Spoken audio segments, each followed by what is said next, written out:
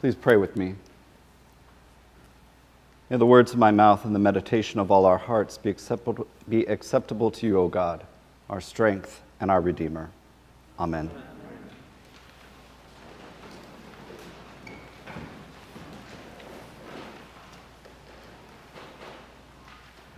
I'm sure, like all of you, my heart has been broken over and over again. Every time I read the paper in the morning, every time I dare to turn on the news on television.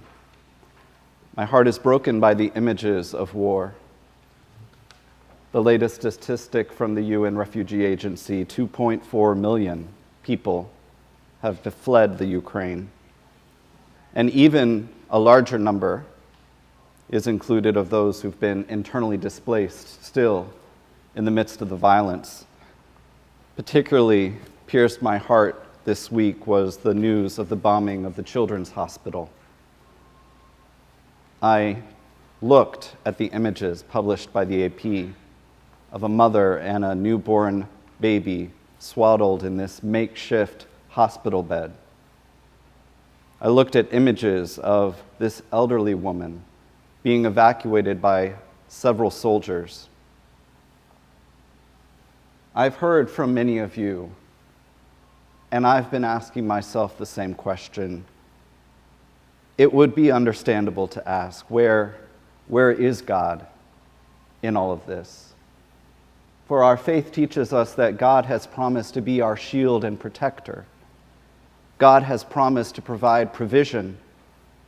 Yet in a world with so much natural and material resource, we still see signs of barrenness.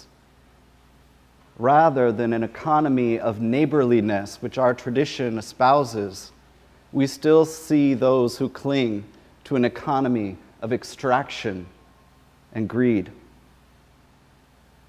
In our own city, the visual of tents remind us of people experiencing homelessness. The war in the Ukraine reminds us that people are still experiencing displacement, landlessness, not to mention the millions more, far millions more, who have fled wars in Syria, Venezuela, Afghanistan. So the question that we bring today is the same question, in fact, that our forebears of faith have asked for millennia. How do we continue to believe the promises of God, to believe the promises that God has made, when around us we see evidence contrary to the promise? Abraham and Sarah, the true great forebears of our faith, provide some answers for us this morning. And Old Testament scholar Walter Brueggemann argues that this chapter that we've just read from, that page read from chapter 15 of the book of Genesis, this chapter is the most important of the entire Abrahamic cycle of stories in the Old Testament.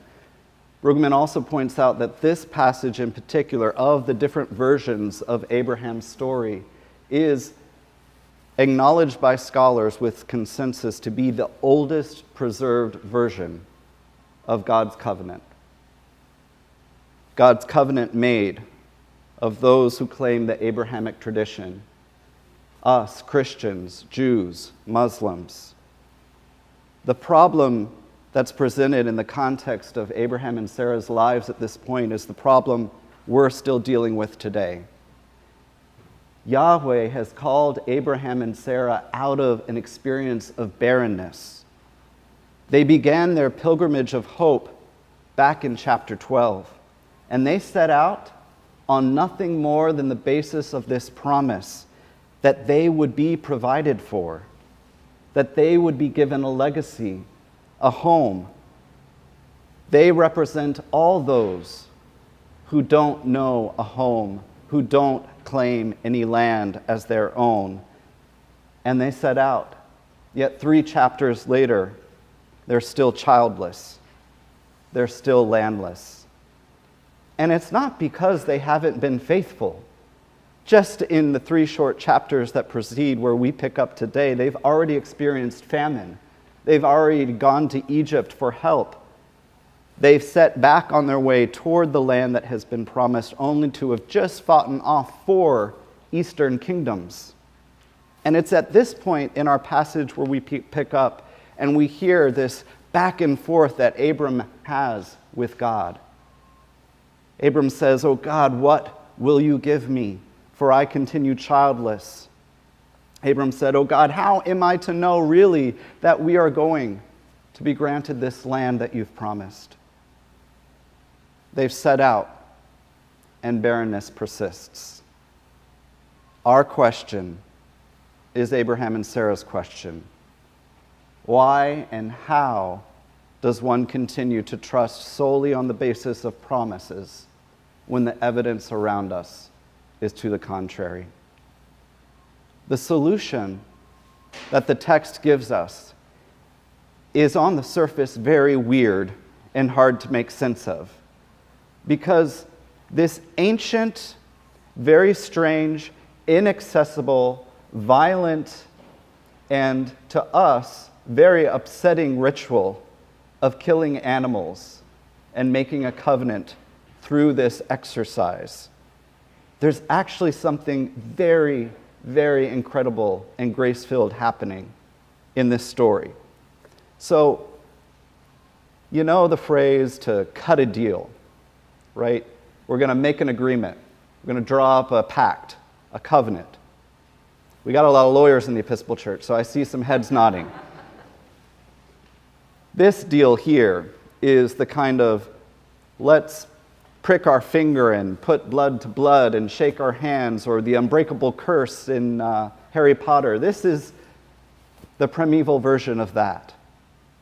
So they'd take the animals, they would slaughter them, they would lay a path on the ground, and the 2 parties of the agreement that was to be drawn up, they would cut the agreement by walking through the carcasses with the intent to communicate that if I dare break this promise, may what has happened to these animals happen to me.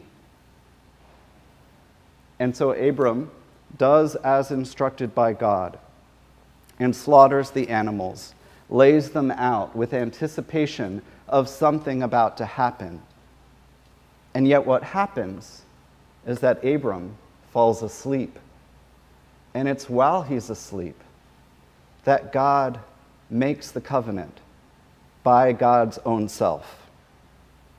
When Abram awakes, he discovers that smoldering evidence of fire has passed through, has cut through the carcasses of the animals. And Abram didn't walk through himself. What this means is that the promise, the covenant that God is making, is one-sided. It's freely given. It's unconditional. Abram, in response, is asked simply to trust that God will keep this promise that has been made, a one-sided commitment, a free offering of grace. So, according to the tradition of our texts, God, in the ancient context, is a promise maker. And for us today, Abraham and Sarah represent those who are promise bearers. Their example is the one we lean on today. Their example of faith that when God makes promises, even when the signs around us point to the opposite, that they're going to live as if they believe that the promises will come to pass. Abraham's capacity to embrace a promised future that has yet come to pass is what makes their example worthwhile. Abraham expressed doubts, right? It's right here in today's passage. Sarah laughs at God later when God's scandalous proposal is that she will in fact bear a child in her old age. They argued with God plenty. They expressed their doubts, but in the end, they kept the faith. And they kept it in these moments like today when it mattered most. But here's the most important thing.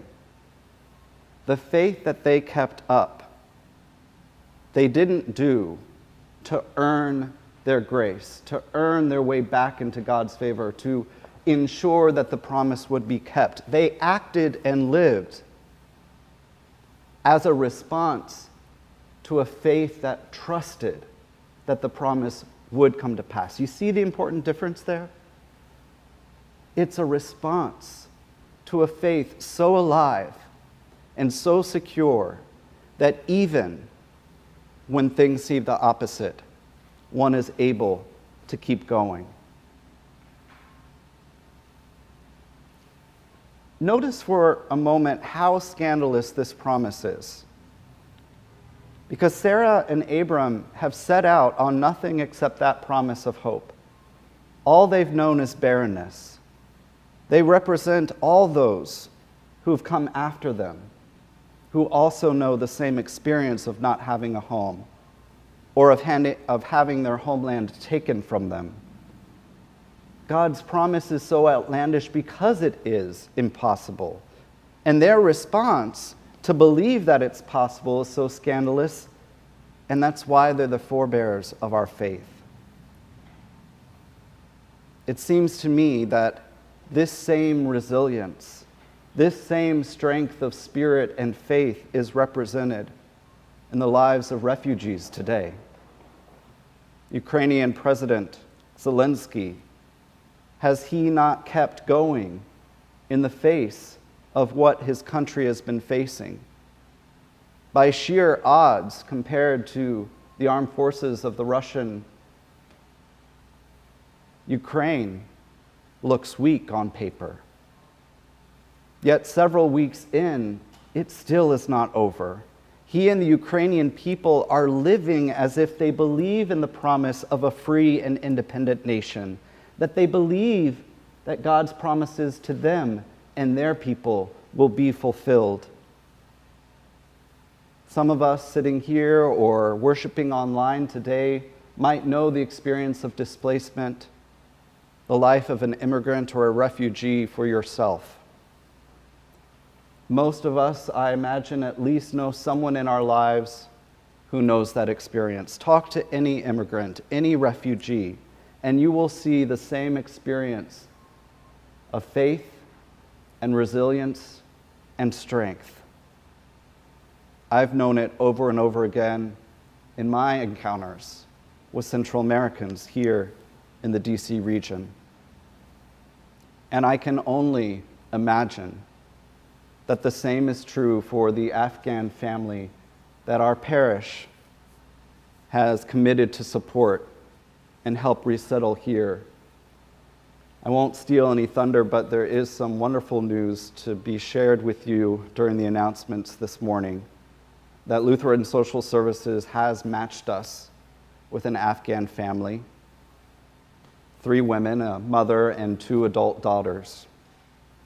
And in this time, when the promise seems like it's not being kept by God all around us, we have an opportunity to join with the forebears of our faith, Abraham, Sarah, to join with refugees everywhere, and to live as if we believe that God's promises are still possible, that God's promises are unconditional, that what seems impossible, God makes possible, and to believe that we can make a difference.